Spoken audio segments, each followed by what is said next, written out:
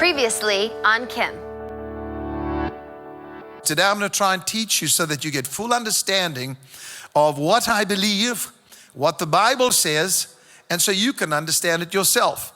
I did say that. I said, are you capable of losing your crown? Are you capable of losing your salvation, your redemption, your destiny, your family, everything planned for you? Is there a possibility? Well, I will prove to you in scriptures that of those things you can lose.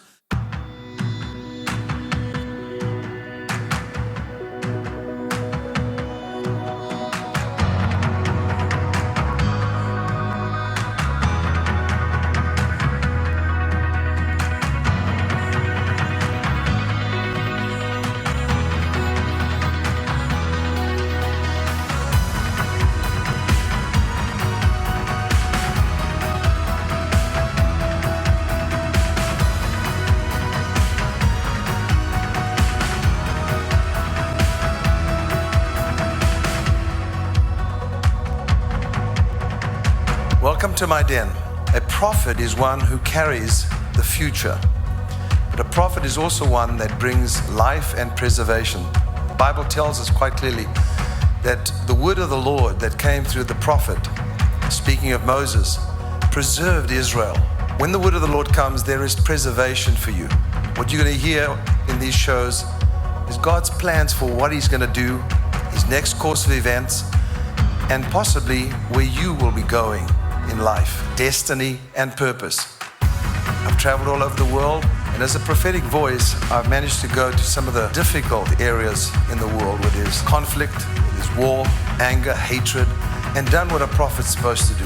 Not only prophesy and bring the word of the Lord, but also to do good works. And that's what we've done, and that's what I want you to experience as well.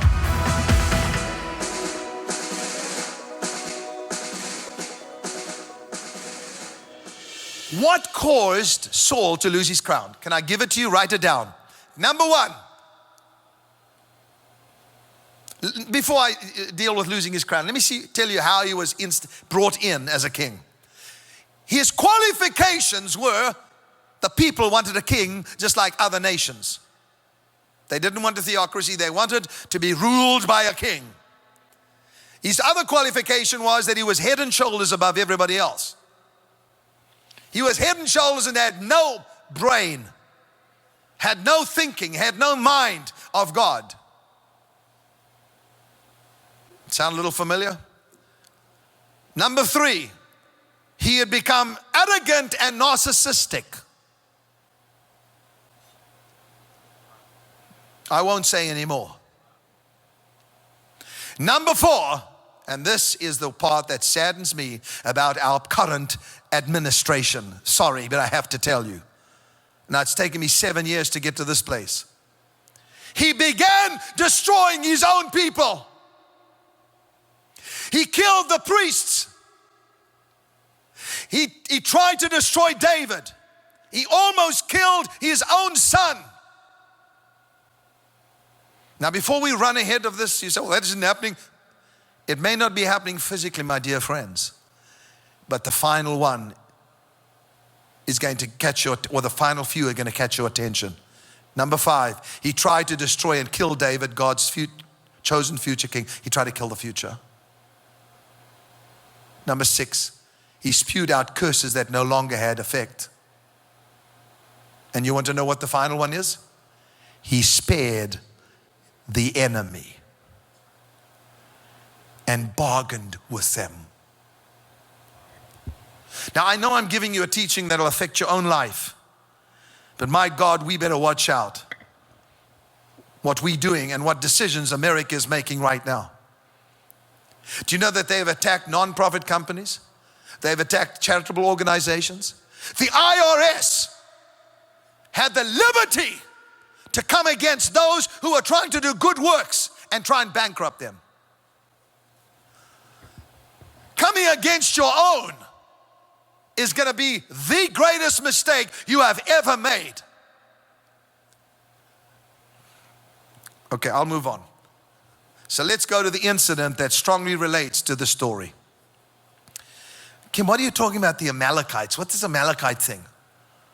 God never forgets what he made note of. We're going to go back hundreds of years. We're going to go to Exodus chapter 17, verse 8 to 15.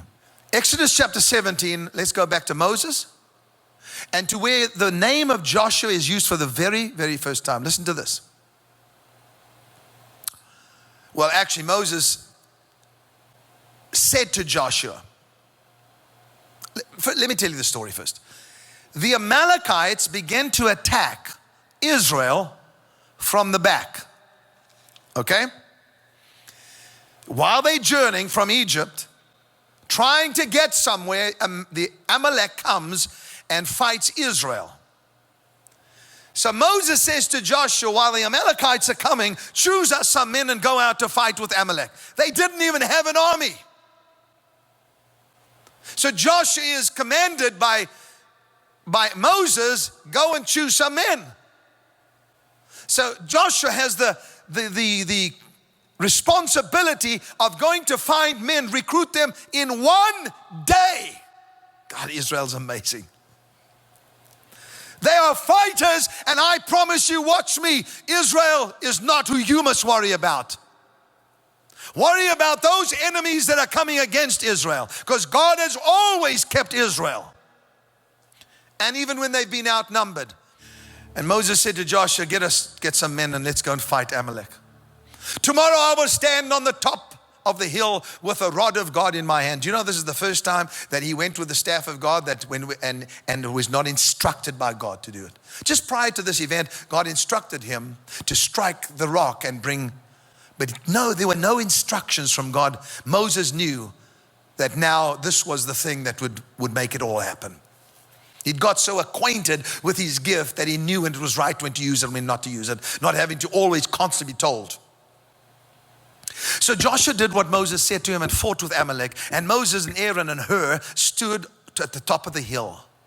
And so it was when Moses held up his hand that Israel prevailed, and when he let down his hand, Amalek prevailed. But Moses' hands became heavy, so they took a stone and put it under him, and he sat on it. And Aaron and Hur supported his hands, one on one side and the other on the other side, and his hands were steady until the going down of the sun. He needed them. A man of God needs the upholding of his hands for the battles to be won. No matter how great the staff is, no matter how great your gift is, you need men and women and others that will hold you up. So Joshua defeated Amalek and his people with the edge of the sword. So Moses prayed, Joshua fought, and the battle was won. But this is what I want every one of you watching me to listen to and read, is verse 14. Then the Lord said to Moses, write this for a memorial in the book and recount it in the hearing of Joshua, because it's not going to happen in your time, Moses. I am not going to do it now. I'm going to do it generations from now. So write this as a memorial in the book and recount it in the hearing of Joshua. I will utterly blot out the remembrance of Amalek from under heaven. Now, listen to this, please. God says, I'm going to choose somebody else to do this. But I want Joshua to remember it and to let it be taken through the generations, because one day I'm going to wake a prophet up and he's going to find a king and he's going to do it for me. And Moses built an altar and called its name, the Lord is my banner. You know what I love? Whenever God speaks, they built altars. Now it's time for us to speak about this situation with the Amalekites. Now think about an Amalekite as a sin or something that is in your life that God doesn't like and wants you to get rid of. And maybe another thing is that maybe you are at the right place at the right time for you to bring destruction to a certain enemy that God called you to do. Let me explain. So after they won the battle, God makes a promise that one day he will rid the world of the Amalekites. Moses didn't mention the reason for the Amalekites attack on Israel. But most people at the time would have known something of the history of the enmity against Israel that carried on from Esau and Jacob's rivalry, or rivalry as we say in English, you know. So Esau-Jacob rivalry is where this all started. And this is described in Genesis and something of an Amalekite modus operandi. That's how they work. Amalek was a grandson of Esau. You can read that in Genesis 36 verse 12. And his descendants organized themselves into a very early national nomadic group. And as the prophet or the Balaam said, he said this was the first among the nations, the first nomadic group. And this is how they live. This is how Amalekites live. And you'll recognize there's a demon that works like this today. They lived partly by attacking other population groups and plundering their wealth. And that's one of the greatest thefts that you are going to face today. When you spare an enemy, it will come and will take and plunder your wealth. Now, I'm going to ask you to turn to 1 Samuel 15 to find out who was chosen to fulfill this memorial that God had spoken to Moses, that one day he will rid the world of the Amalekites, of Amalek.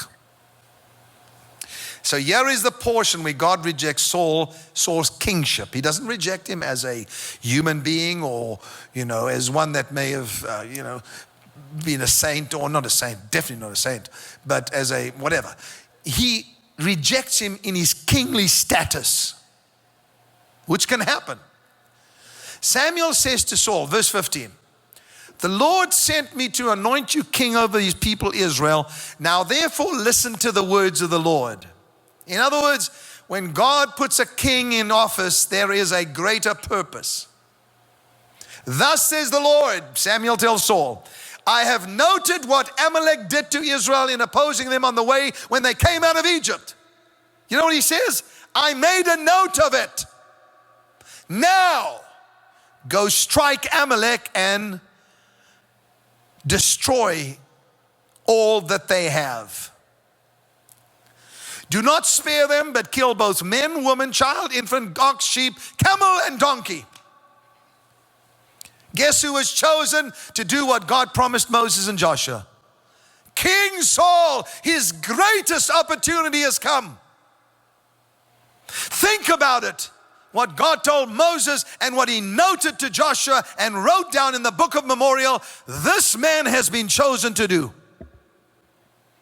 So Saul summoned the people and numbered them, 200,000 men on foot, 10,000 men of Judah. And Saul defeated the Amalekites from Havilah as far as Shur, which is east of Egypt. He's doing well. Many souls are getting saved. Great revivals. But here comes the problem. Everybody listen. He took Agag, the king of the Amalekites, and spared him. I don't think you understand. You don't spare a king. I taught you about the crown. The principle has to be destroyed before its subjects can be destroyed. There are principalities, chief kings in the kingdom of darkness that have to be targeted, and it's people like me that have to deal with it, not the subjects. God anoints men and women of God to deal with that level of spiritual warfare. Those that are not called in fivefold ministry or whatever, and they have not ascension gifts, let me just explain something to you. You deal with the soldiers and all the demonic powers that are there so that she does not have to do it. I am dealing in my garden with principalities. I'm dealing with demonic strongholds and kings that are coming against this nation. When I go into that garden, sometimes it's so powerfully depressing that I have to rise up and shout the name Yeshua over and over.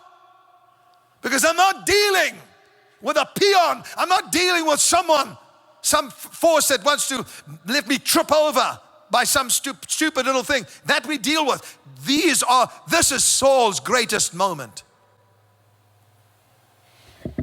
But he spares the king of the Amalekites.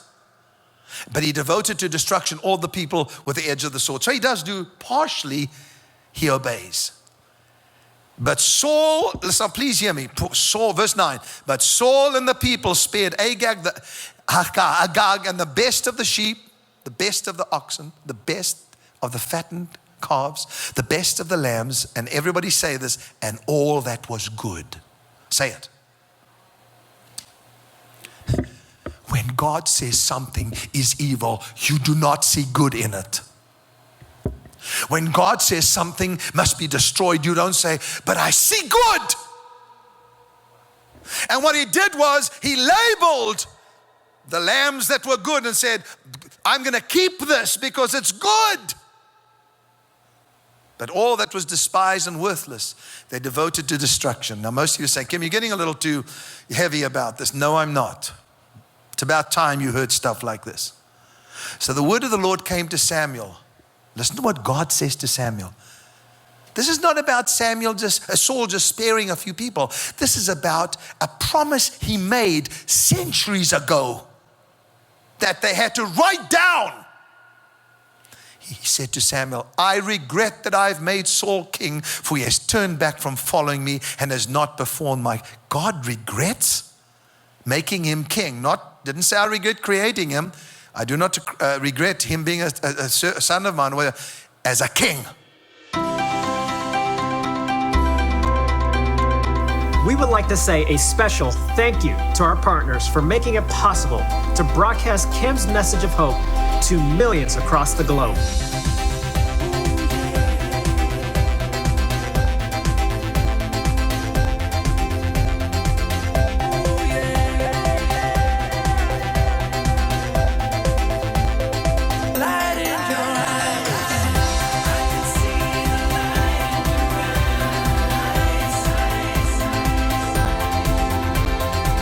Through your generous support, we are able to place boots on the ground and make a difference for those most in need. We invite you to partner with Kim. Become a vital part of this outreach to the nations and receive the Prophet's Reward. Call toll-free 877-267-3303 or go to kimclement.com/partner.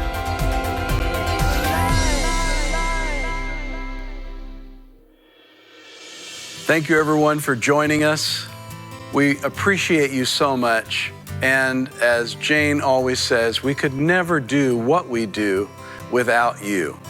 You know, this all grew and started with my dad at a piano with a camera into an online ministry that reaches people across the globe. Who are we? We're the House of Destiny. You know, Kim sat behind his piano. We went on the internet, and he wasn't quite sure who was listening. But it ended up that thousands and thousands and thousands of you were tuning in to his amazing prophetic message. Through your support, we are able to help Israel, children in need, orphans, special needs children, areas struck by tragedy.